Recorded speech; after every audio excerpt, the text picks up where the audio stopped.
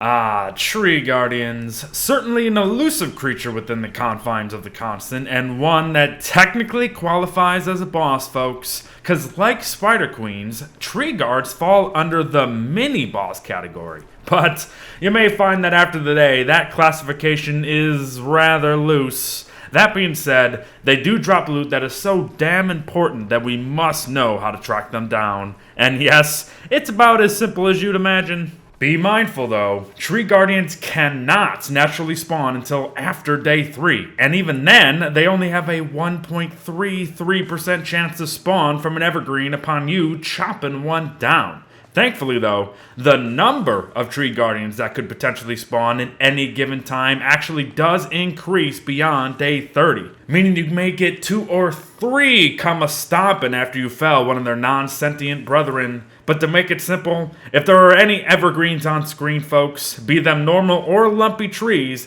they can have a chance to turn Guardian on ya. You may not be able to guarantee them, sadly, but at least you know the constraints. But here's a tip to potentially make that process less tedious. Chopping dead trees. Cause doing so technically counts as felling a whole tree, and the best part is that it only takes a single swing to do so. It's fast, incredibly simple, and potentially very efficient. So my advice is to chop all the dead trees you see first before moving on to the growing evergreens around you. This may aid the process a bit, but Tree Guardians are still so dang elusive that sometimes it feels like you get 1 for every tree you chop, while at other times you fell like 100 trees and don't get a single one.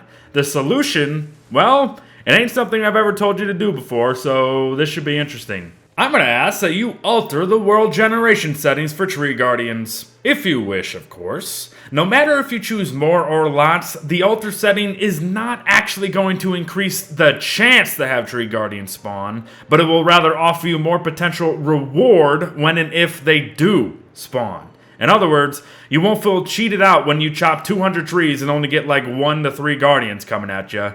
If you switch it up, you can get like 5 to 6 more depending on your situation.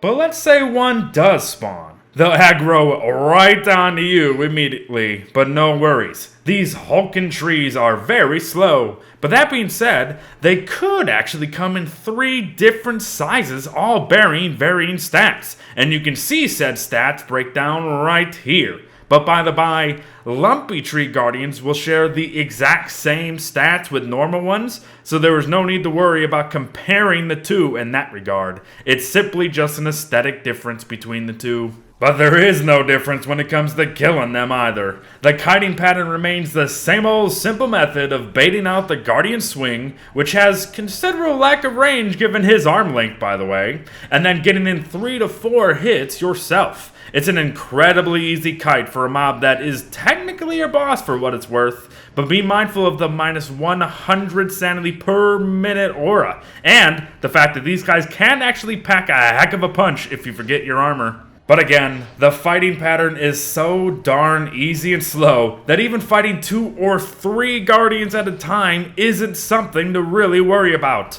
Just get them on the same cycle by kiting them near one another, and you can dance around them with ease. If you just follow the pattern as you would normally, you'll have them both dead within seconds of one another. So, please just don't be afraid if 2 pop out at once. I know you can do it. But let's say you're one of those folks who wish to avoid violence and murder. First of all, what are you doing here? But second, planting pine cones in close proximity to an aggro Tree Guardian can actually pacify the sentient wood bearer. If you are close to one while doing so, you have a 33% chance per pine cone, but that does drop to 15% if you move further away. The Guardian will remain quote-unquote asleep for a time and will not be angry with you upon waking up just a few minutes later. But be careful to avoid chopping more trees nearby the Pacified Guardian. He will awake and be pissed off again. And if you've been around a while, you know that what we're about to talk about isn't anything new. But this pacification mechanic is something we have used in the past as a method of defeating the Deerclops. Come winter, or honestly, just whenever you wish to, as long as you remember where you parked your trees, you can run Clops to wherever you left your Guardians and get them to hit one. A giant-on-giant battle will commence, and either way, you are going to come out on top of this, as Clops either loses the fight, or he's going to win but have very little health remaining, meaning plenty of loot for you, coming practically free of cost.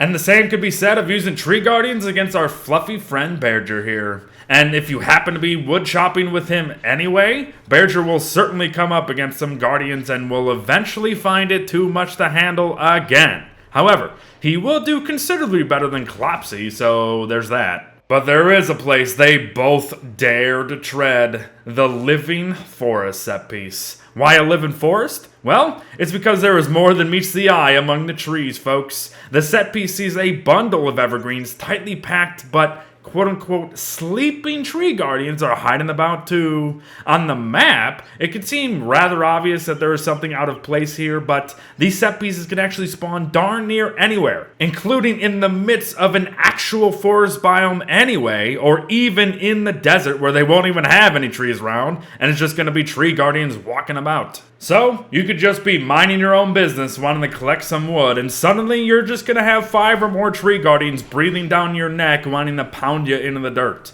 And that is one bad news beard situation right there. Do not attempt to handle this one yourself. Instead, bring one of our previously mentioned companions to the party and watch either of them get absolutely decimated by walking trees. It's gonna be no contest. But as for the living logs they're gonna drop for you, they are used to unlock second tier magic crafting, as you have to smash them together to create the shadow manipulator to begin with. But with it, you can continue to utilize the living logs in the construction of both the telelocator focus and staff, the intrepid and high damage dark sword, or even kind of the gimmicky weapon known as the Bat. Honestly, the Shadow Manipulator and Dark Sword are the two that you really want to note here. Living logs could also be dragged into the ruins themselves to do some ancient crafting. You can walk away with the mighty Thulside Club, the incredibly versatile Starcaller Staff, or even the likes of the Deconstruction Staff itself.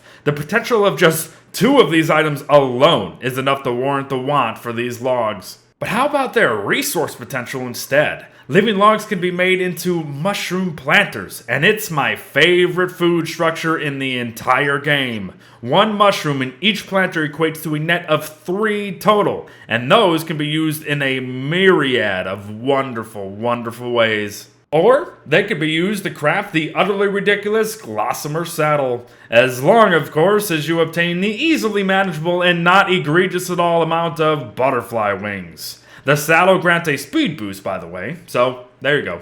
One final note, poison birch nut trees. Chopping down fully grown birch nut trees has a chance to spawn a poison nutter, and it actually has a 3% chance compared to the 1.33% for other guardians. But unlike normal tree guardians, poison birch nut trees have an increased chance to spawn beyond day 70. But oh boy, it gets better. The chance for these nutters to spawn also corresponds to the seasons themselves as seen here. And make note of that 16.8% chance to spawn when both your world is beyond day 71 and it being autumn.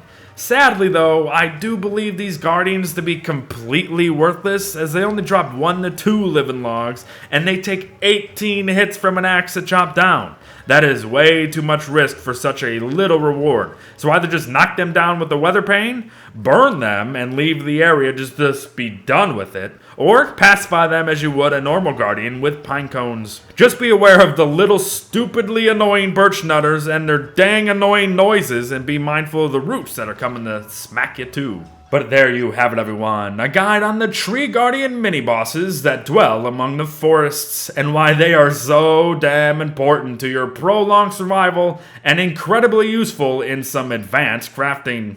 I hope this helps. Well wishes to all out there, and I'll see you in the next one. Bye-bye.